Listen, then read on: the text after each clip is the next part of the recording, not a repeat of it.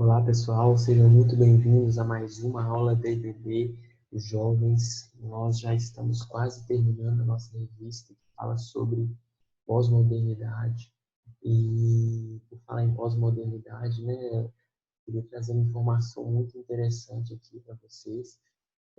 Hoje, né, sexta-feira, dia 18 de setembro, está próximo de uma data muito importante, que é o terceiro domingo de setembro. No terceiro domingo de setembro se comemora algo muito interessante, né? Nós estamos falando sobre a pós-modernidade e logo na primeira aula a gente já falou um pouco, a gente fez um apanhado histórico da transição, né, desse momento de modernidade para a pós-modernidade. Mas antes disso a gente falou um pouco da transição de pensamento também, momento que era antes da modernidade para a modernidade, né? O tipo de pensamento ali escolástico, depois houve uma transição e nesse processo de transição para a modernidade houve algumas coisas que foram um marco, né, nessa transição aí de pensamento, de estrutura, etc. E uma das coisas que foram mais marcantes foi a Revolução Industrial, né? Só que na Revolução Industrial, né, a revolução ali das máquinas, né, onde passou de uma estrutura de, de trabalho, que era mais manufaturada, que era mais um trabalho manual, para um trabalho de massa, de produção, de indústria. Né? Houve uma revolução industrial ali, né? E mudou um sistema de trabalho da população ali, principalmente na Europa, né? E a Inglaterra era um país ali muito engajado, um país desenvolvido, né?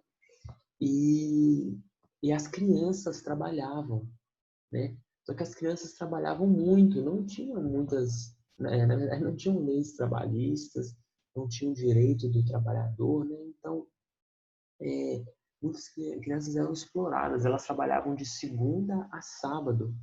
E no domingo, essas crianças, elas ficavam à margem da sociedade, elas ficavam marginalizadas, elas ficavam envolvidas em vícios, né? Logo desde cedo, desde criança, elas ficavam expostas à criminalidade, elas ficavam expostas à maldade.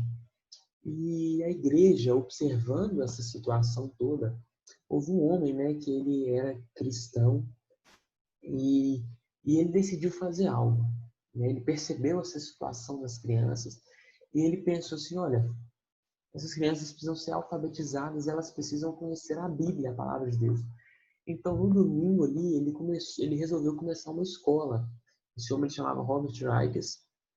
Robert Reiches, não sei falar muito o nome dele não, que é em inglês, mas e por volta do ano de 1780, ele vendo essa realidade de crianças marginalizadas no domingo, de crianças que ficavam expostas à criminalidade, taxa de criminalidade na cidade dele muito alta, ele decidiu fazer uma escola dominical, né? E essa escola dominical, ela trabalhava na seguinte temática: de 10 horas da manhã até as 14 horas, de 10 da manhã às 14 horas, eles ensinavam matemática, ensinavam inglês, ensinavam história. E até 17h30, até 5h30 da tarde, até 17h30, ensinavam a Bíblia, né? Principalmente os catecismos de Westminster. Então, o que acontecia? Olha que interessante. Era, era um cuidado que eles tinham para tirar essas crianças da marginalização, da exposição à criminalidade, à maldade, de exposição aos vícios, para ensiná-las, para alfabetizá-las. Então, esses cristãos, eles alfabetizaram essas crianças e também ensinavam a palavra de Deus, a Bíblia. E isso teve uma proporção, isso expandiu de forma muito linda, muito grande, né? E a partir daí surgiu a escola dominical, né? E posteriormente a escola bíblica, aliás, posteriormente não, nesse sentido surgiu a escola bíblica dominical, né? E como eu falei, esse idealizador desse projeto, o Robert Reiches, ele idealizou no ano de 1780 E no ano de 1782, né, ele tinha uma editora, ele era jornalista, e no ano de 1783 ele publicou um jornal, né, que tava tendo essa escola dominical. E um ano depois, ou seja, no ano de 1784, essa escola já tinha 250 mil alunos matriculados. Isso é incrível, já tinha 250 mil alunos matriculados dominicalmente aprendendo matemática, história, inglês e principalmente a Bíblia e os catecismos de Westminster e outros também, de Heidelberg e alguns outros, né? E olha que incrível, 9 anos depois, né, no ano de 1792, então 9 anos depois da publicação dele no jornal, a cidade dele, na Inglaterra, cidade que esse homem morava, tinha uma taxa de criminalidade tão alta que em 9 anos a taxa de criminalidade foi reduzida a 100%. Ou seja, não foi registrado na cidade, nenhum caso foi julgado na comarca da cidade. Então a taxa de criminalidade caiu 100%. Não foi registrado um caso julgado. Então olha que incrível o poder e a influência que o ensino bíblico, né, e a alfabetização, eles alfabetizavam para que as crianças soubessem ler a Bíblia, para que fossem transformadas. Né, e surgiu a escola bíblica dominical. E hoje a escola bíblica dominical, talvez você não saiba, mas é considerada a maior escola do mundo. Se você participa de uma escola bíblica dominical, de uma EBD, sinta muito orgulho, fique muito alegre, muito feliz que você participa da maior escola do mundo. E, do meu ponto de vista, a escola também mais importante, que é a escola que ensina os princípios bíblicos. Ela educa na doutrina de Cristo, na doutrina cristã. Né? Então, isso foi crescendo, isso tomou uma expansão muito grande, até chegar no dia de hoje, no ensino bíblico dominical. Né? Nós temos as EBDs. E isso é muito interessante, porque esse homem e esses homens cristãos nessa época, eles viram um problema e eles decidiram mudar. E eles não tiveram medo de ser diferentes. Eles não tiveram medo de ser diferentes.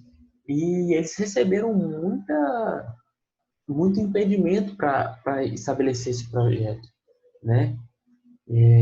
Foi muito difícil, mas Deus abençoou que foi adiante. E eles não tiveram medo de ser diferentes. E o tema da nossa EBD hoje é esse. É sem medo de ser diferente. Você jovem, né? Qual o legado que você hoje procura deixar na sua juventude, na sua mocidade, né? Qual legado você está construindo para deixar, né? E eu queria ler o texto, que é o texto base da nossa EBD hoje, da nossa lição de hoje, pretende ser bem breve. É o texto de Romanos, capítulo 12, versículos 1 e 2, que diz o seguinte: Rogo-vos, pois, irmãos, pelas misericórdias de Deus, que apresenteis o vosso corpo por sacrifício vivo, santo e agradável a Deus, que é o vosso culto racional. E não vos conformeis com este século, mas transformai-vos pela renovação da vossa mente, para que experimenteis qual seja a boa, agradável e perfeita vontade de Deus. Não se conformem com este século, mas transformai-vos pela renovação da vossa mente, para que vocês experimentem qual seja a boa, perfeita e agradável vontade de Deus. Então, o alvo da nossa EBD hoje, o propósito da nossa EBD, é que a gente possa entender a importância de ter uma identidade. Quando a gente tem noção da nossa identidade, de quem nós somos, de quem Deus diz que nós somos, nós não temos medo de ser diferentes.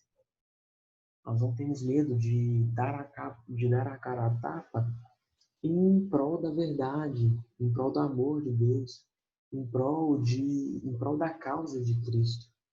Nós não temos medo, como a gente já falou alguns anos atrás, das taxações e dos rótulos mentirosos. Mas nós temos uma identidade bem firmada em Cristo, nós não temos medo de ser diferentes. Então, um dos propósitos hoje é que a gente entenda a importância de ter uma identidade, de ter um propósito definido. Definido por quem? Por Cristo. Né? E a gente precisa almejar ser cristãos relevantes na nossa sociedade, no nosso tempo, buscando servir a Cristo. e ser exemplo de servos, sermos exemplos de servos do Senhor no meio dessa sociedade, né? O tempo que a gente vive hoje é um tempo que foi falado na Bíblia, né? Daniel, por exemplo, capítulo 12 falava, Daniel no capítulo 12, versículo 4 falava que o saber, ele muito se multiplicaria, o conhecimento se multiplicaria, as tecnologias se multiplicariam e estariam em expansão, né? Em 2 Timóteo, capítulo 3, versículo 1 a 4, falava o seguinte: nos últimos dias haverá tempos difíceis, pois muitos serão egoístas, avarentos, orgulhosos, vaidosos, xingadores, ingratos, desobedientes aos seus pais, e não terão respeito pela religião. Amarão mais os prazeres do que a Deus. E a gente vê que na pós-modernidade, nesse tempo que a gente tem conversado, esse tempo que nós vivemos, o que há, né, o que surgiu é uma geração da relatividade. Você decide o que é certo e o que é errado. É você que faz as regras, é cada um na sua. Né? E muita gente tem medo de ser diferente. Nós não podemos ter medo de ser diferentes. Então, nós enxergamos essa realidade negativa do no nosso tempo, da pós-modernidade, e nós não somos iguais a essa realidade negativa. Nós enxergamos sobre o prisma, sobre a ótica, sobre o padrão, sobre o crivo de Cristo, sobre o crivo do reino de Deus. Né? E muita gente acha que ser crente hoje é muito mais difícil do que no tempo dos meus pais, por exemplo, da geração X ou da geração Y, né? Que muita gente acha que era muito mais difícil, que é muito mais difícil hoje em dia. Mas antigamente também era bem difícil ser crente. Nunca deixou de ser fácil, né? Todas as nossas gerações têm passado por rápidas mudanças, por mudanças muito drásticas.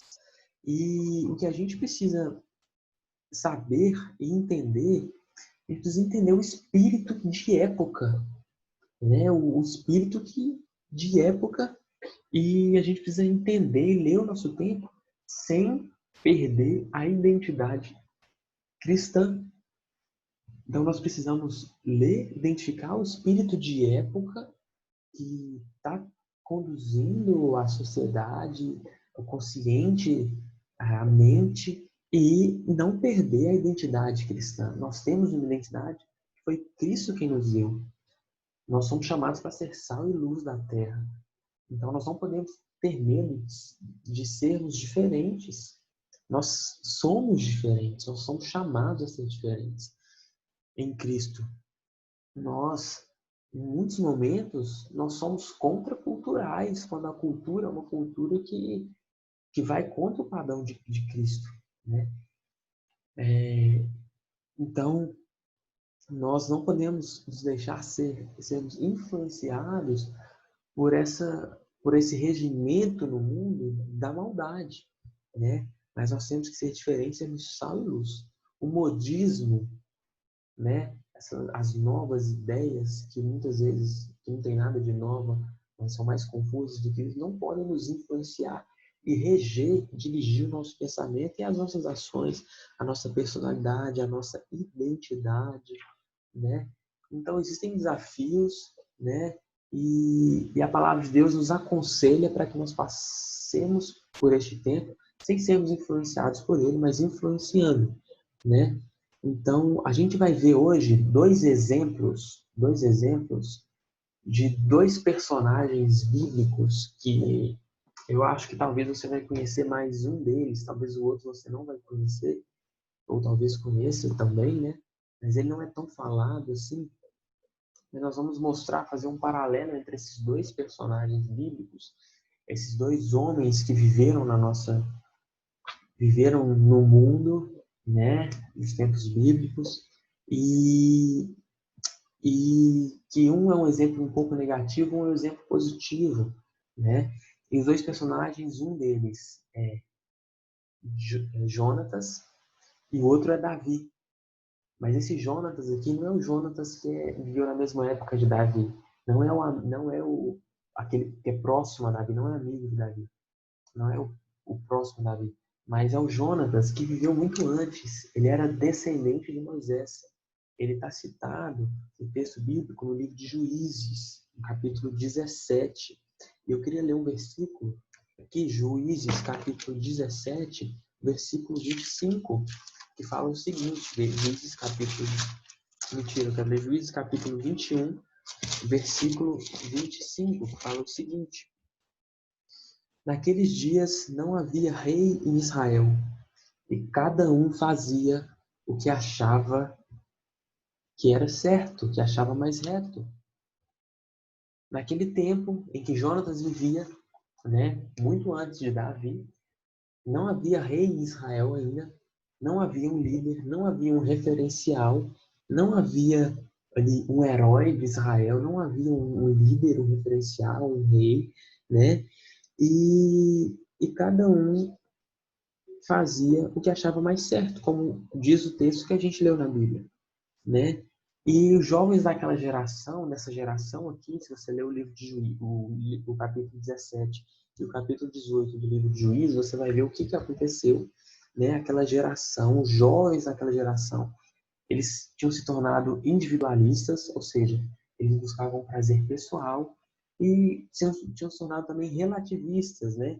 Ou seja, quanto às decisões que eles tomavam, eles não julgavam o que era certo e errado. Tanto faz, e o certo e o errado dependia de cada um.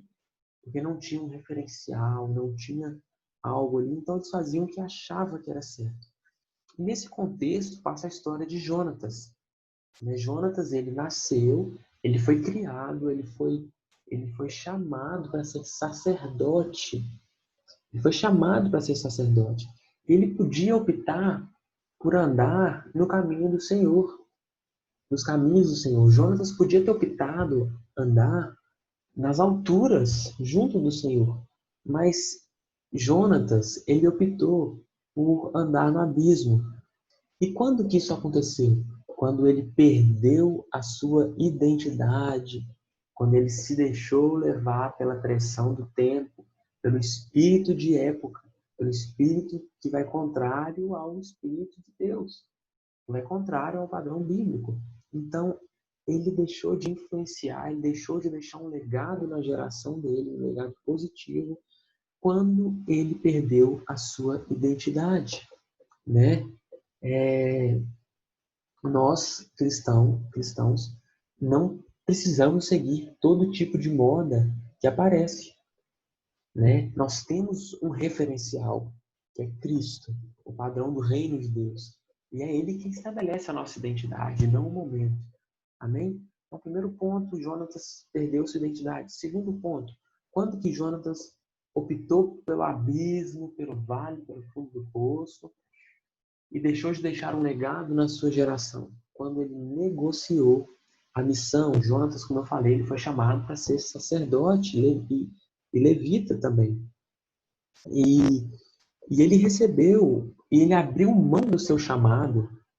Ele tinha um chamado de Deus. Ele abriu mão do seu chamado por uma proposta. Então ele deixou de lado o chamado dele para ser uma proposta. Uma proposta que, aos olhos dele, a primeiro momento, ele foi ludibriado pelo engano da proposta. Essa proposta não conduzia ele às alturas, conduzia ele ao abismo. Ele deixou de deixar um legado na geração porque ele negociou a sua missão. Nós como cristãos, não podemos negociar a nossa missão, a missão que Jesus nos deu, que Deus nos dá, né? Muitas vezes, como foi o caso de Jonatas, ele recebeu proposta para se juntar a pessoas daquela época que se diziam as bambambãs, mas que no fundo, quando a gente observa a partir da verdade, a gente vê que eram pessoas que conduziram ele só para a ruína.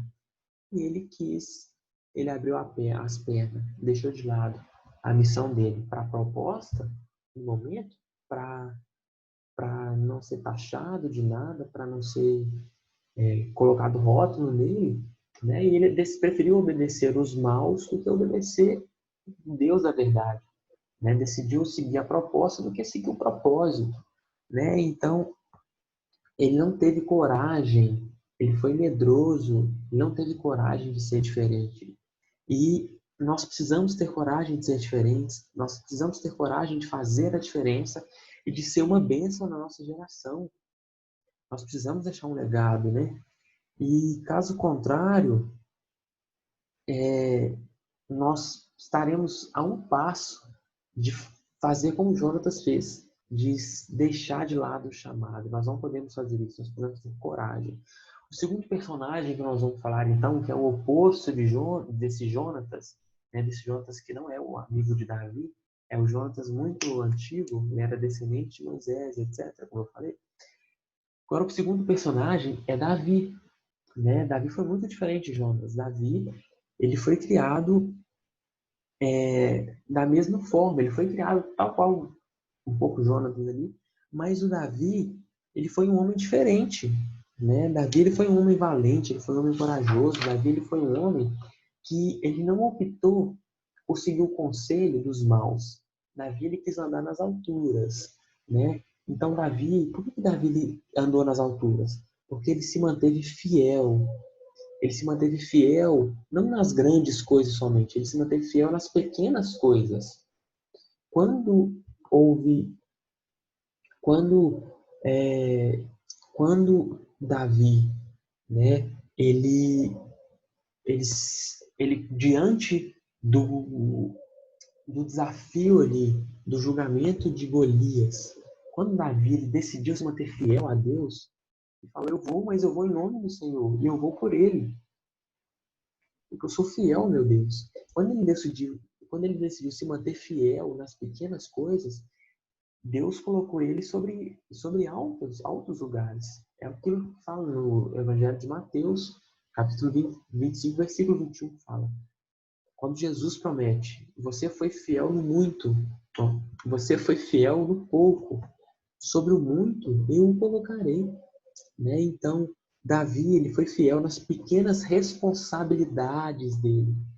E isso fez de Davi um gigante na geração dele. Davi foi um gigante. Até hoje, muita gente se chama Davi por causa de Davi. E ele foi um gigante na geração dele, porque ele foi fiel nas pequenas responsabilidades. Nós precisamos ser fiéis nas pequenas responsabilidades, ouvindo a voz de Deus, seguindo ela.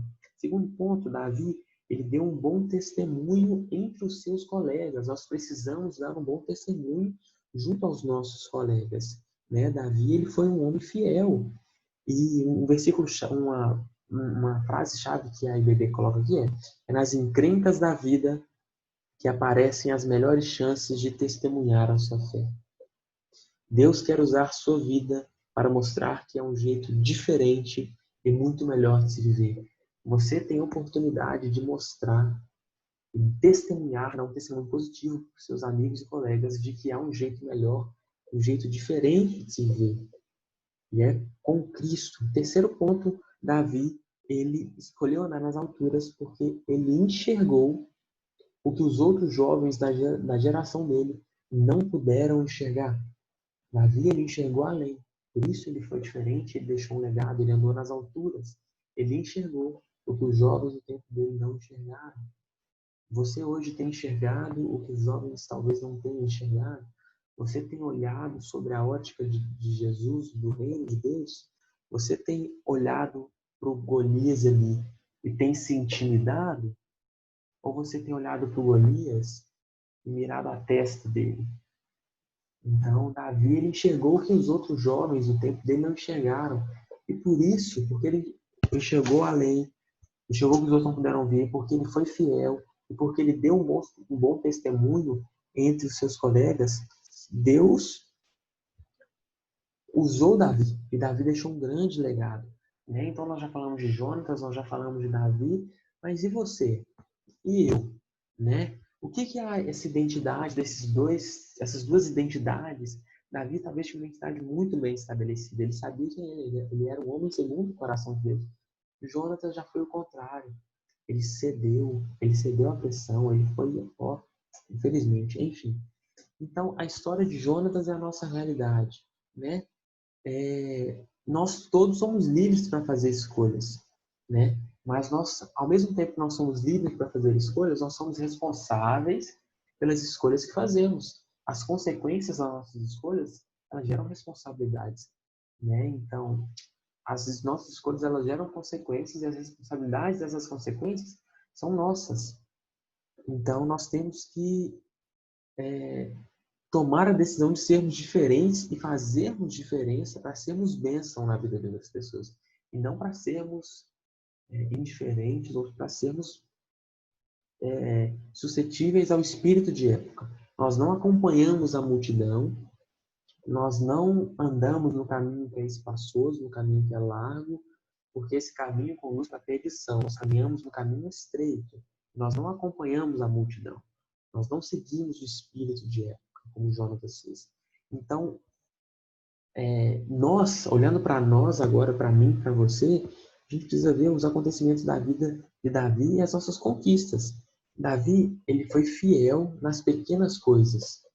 E quando eu e você, quando você for fiel nas pequenas coisas, as pequenas coisas, elas vão te abrir espaço para grandes conquistas. A gente precisa crer nisso, porque isso é uma verdade, é um princípio. Ser fiel no pouco, sobre o muito, eu te colocarei. Né? Então, muitas vezes nós queremos deixar um legado na nossa geração, nós queremos deixar um grande legado, mas a gente quer dar um salto de 10 metros sem dar um salto de 1 metro. Quer mudar o mundo sem arrumar a própria cama. Então não tem jeito. Né? Nós temos que começar fazendo aquilo que Deus nos confiou. Né? Como a parábola dos talentos ali. Nós somos fiéis sobre aquilo que Deus nos confiou. Nós damos bom testemunho e nós temos que enxergar além, sobre a visão de Cristo, né? Com a visão de Cristo. Então, o que faz com que a gente veja coisas que os outros jovens talvez não vejam? O que nos faz ver coisas que outros jovens talvez não vejam é a intimidade com Deus. A intimidade com Deus, ela nos faz ver coisas, nos permite ver coisas que ninguém vê. Davi, ele só viu algumas coisas que ninguém mais viu, porque ele tinha intimidade com Deus. Moisés só viu coisas que talvez que ninguém mais viu, porque ele tinha intimidade com Deus. Daniel viu coisas que ninguém na geração dele viu, porque Daniel tinha intimidade com Deus. Então nós precisamos buscar ter intimidade com Deus. No secreto, no tempo de oração, no tempo de intimidade com o Senhor, é onde Ele abre os nossos olhos e nos faz ver além. Amém? Então, que a história desses dois jovens nos ajude a enxergar que nós precisamos ser diferentes no meio da nossa geração. E que a gente se motive na palavra de Deus e que a gente olhe com firmeza para Cristo. Olhe firmemente para Cristo, para Jesus, o autor e consumador da nossa fé. Então, o nosso maior referencial, aquele que direciona a nossa identidade, é Jesus Cristo. E a pergunta que fica é: como você quer estar daqui a 10 anos? Né? O que você quer deixar de legado para a sua mocidade, para a sua geração, tanto na sua igreja, quanto fora da igreja também? Que legado que você quer deixar na sua igreja? Legado positivo? Então tenha intimidade com o Senhor, seja fiel, dê um bom testemunho entre os seus colegas. Ser fiel no pouco, sobre o muito Deus vai te colocar. Comece dando um passo de cada vez, comece arrumando sua cama, comece buscando a Deus na intimidade, para que Ele faça você enxergar o que ninguém mais vê. Amém? Que Deus te abençoe muito, que Deus te oriente nessa palavra e que essa palavra fique fixada no nosso coração. Amém? Que nós possamos ter entendido a importância que é ter a identidade consolidada em Cristo, saber que nós somos em Cristo. Isso nós só descobrimos na intimidade com o Senhor. Amém? Que Deus te abençoe, que nós possamos ser cristãos relevantes no nosso tempo por meio do serviço a Cristo. E até a próxima. Um abraço.